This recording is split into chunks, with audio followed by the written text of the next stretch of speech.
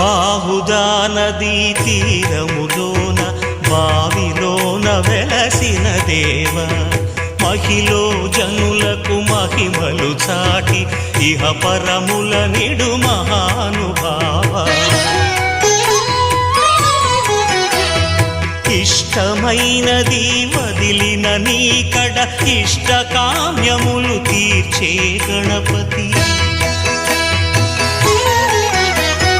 కరుణను పురియుచు వరములను సగుచు నిరతము పెరిగే మహాకృతి సకల చరాచర ప్రపంచమే